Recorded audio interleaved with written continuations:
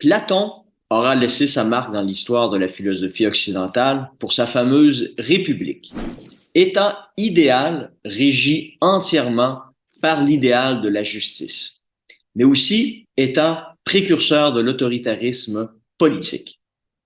En effet, comme à ses yeux la justice n'était qu'une vertu atteignable que pour une toute petite minorité de la population, celle-ci se devait de se constituer en élite politique et à imposer ses règles à tous les autres membres de la société, malheureusement incapables de comprendre et d'apprécier cet idéal.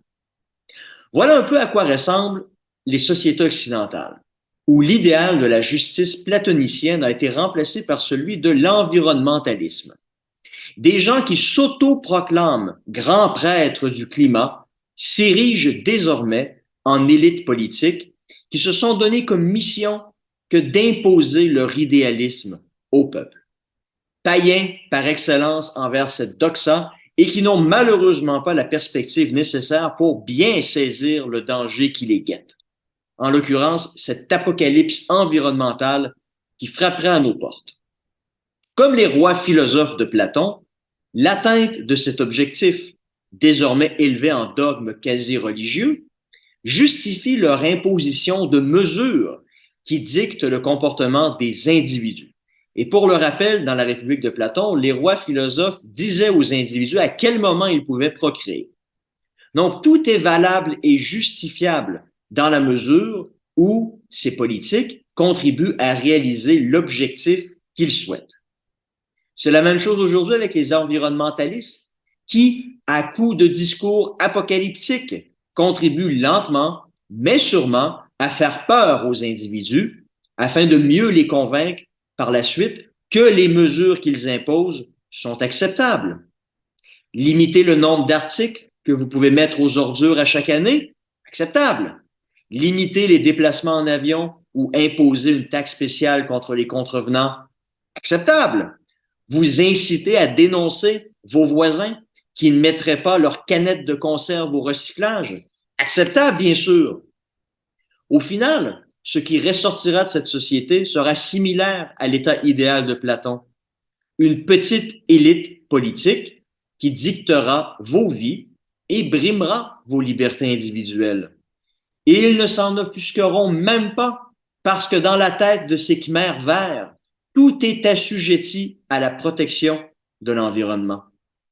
Mais comme c'est souvent le cas avec les gens qui disent posséder le monopole de la vérité, la poursuite de leur idéal n'est en fait qu'une excuse leur permettant de satisfaire une partie un peu plus sombre de leur âme, la satisfaction de leur ego, qui passe par un désir insatiable de recevoir des honneurs, d'être reconnus comme étant des personnes admirables. Voilà en réalité ce qui est l'essence de leur vie.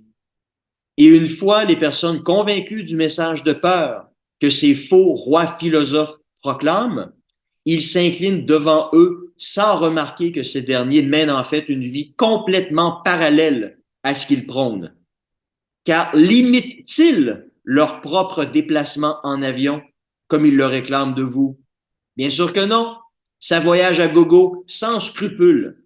Cela a d'ailleurs toujours été le cas dans ce type de régime idéaliste où l'élite s'est toujours servie à pleine main dans le plat de bonbons, alors que le peuple, lui, mangeait de la brioche.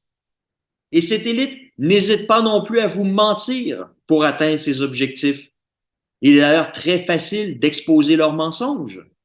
Il faut agir vite, car les feux de forêt sont en augmentation au pays, où il faut un tramway et exproprier des gens, car l'air de Québec est pollué, ou encore la banquise de l'Arctique se réduit. Or, il n'en est rien de la foutaise de A à Z qui n'a pour but que d'augmenter la crainte des gens, car on le sait bien, quiconque en arrive à effrayer un individu devient le maître de son âme, pour paraphraser Machiavel. Comme moi, Vous connaissez bien qui sont ces hypocrites pour qui le prix à payer pour la satisfaction de leur ego est la privation de vos libertés individuelles. D'ailleurs, si cela vous intéresse, je vous invite à lire un article intitulé Understanding Left-Wing Authoritarianism qui a été publié récemment dans la revue Current Psychology. On y découvre, sans surprise, que les Khmers verts et autres extrémistes de la nature ont, et je cite, des tendances psychopathiques et narcissiques davantage prononcées que la moyenne.